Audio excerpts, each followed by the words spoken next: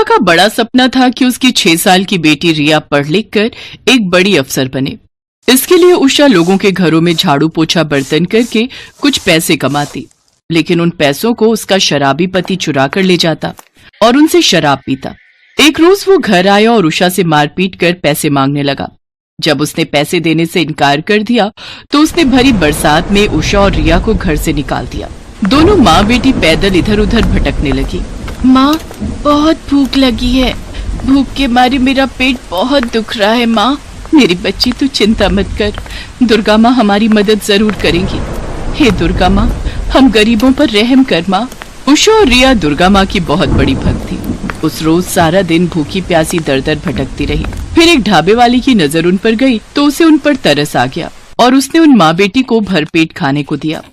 भाई साहब, आपका बहुत बहुत शुक्रिया, अनजान होते हुए भी आपने हमारी मदद की। अब अगर मुझे कोई काम मिल जाए तो आपकी बड़ी मेहरबानी होगी। अरे मैं तो कब से अपने ढाबे के लिए किसी की तलाश में था। आप चाहें तो मेरे ढाबे पर साफ सफाई और बर्तन का काम कर सकती हैं। पगार के तौर पर आपको 5,000 महीना और 3 वक्त का खाना मिल जाएगा, ठीक है? आपका बहुत बहुत शुक्रिया भाई साहब, आपके जैसे अच्छे लोग बहुत कम होते हैं इस दुनिया में। एडवांस के तौर पर वो उसे कुछ पैसे दे देता है, जिससे वो किराए पर एक घर ले लेती है। अब उषा अपनी बेटी के साथ वहां रहने लगती है। कुछ महीनों बाद उषा उसका एडमिशन एक स्कूल में करवा देती है। रिया सारा दिन अपनी माँ को काम करते देखती, जिससे उसे अपनी माँ पर बड़ी दया आती। ऐसे ही समय बीतता है। रिया बड़ी हो जाती है। वो 12वीं में पूरे स्कूल में टॉप करती है और अब आगे की पढ़ाई के लिए रिया मुंबई जाना चाहती थी। माँ, मैं मुंबई के लिए बड़े कॉलेज में जाकर पढ़ाई करना चाहती हूँ। लेकिन बेटी, तू वहाँ अकेली कैसे? माँ, अकेली कहाँ, हॉस्टल में और भी कई लड़कियां होंगी मेरे साथ।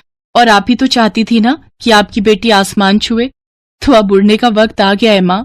ठीक है, तू मुंबई जाने की तैयारी कर, मैं रमेश भाई साहब के पास जमा किए हुए अपने पैसे लेकर आती हूँ।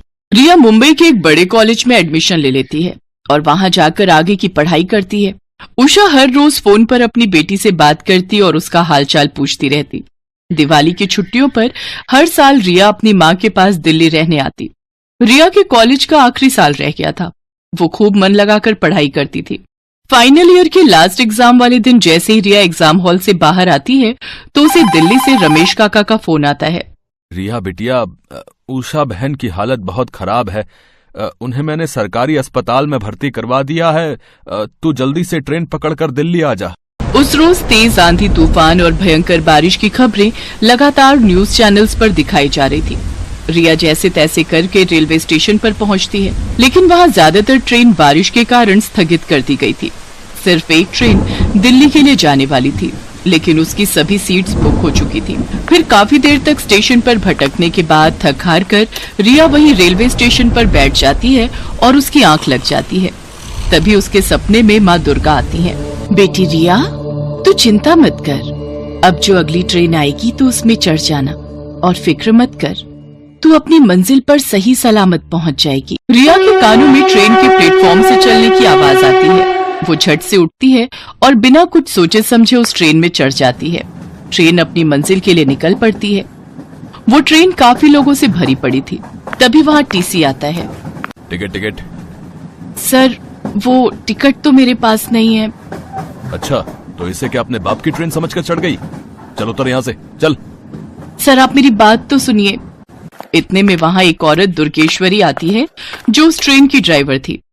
मैं इस ट्रेन की ड्राइवर हूँ और इस लड़की को ट्रेन से नीचे उतारने की कोई जरूरत नहीं है। रिया, तुम मेरे साथ आओ।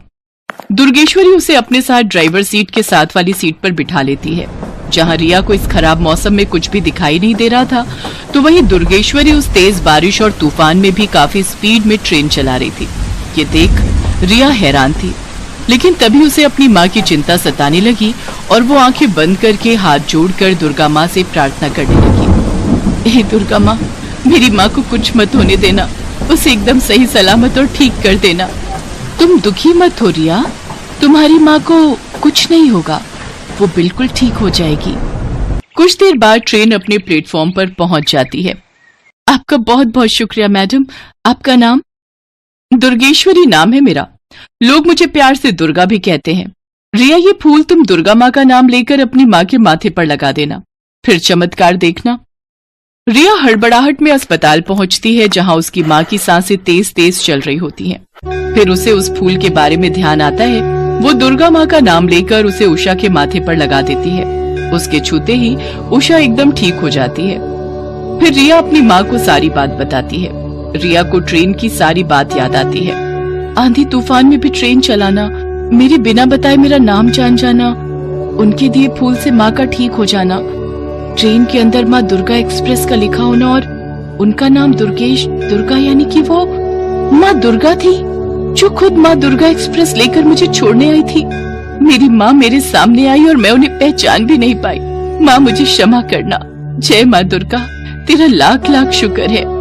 जय माँ दुर्गा, जय माँ दुर्गा।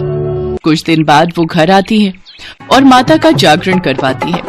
कुछ दिन बाद रिया का रिजल्ट आता है और वो पूरे कॉलेज में सबसे अच्छे नंबरों से पास होती है। उषा अब ढाबे का काम छोड़ देती है और अब वो दोनों माँ बेटी खुशी खुशी एक साथ रहती हैं।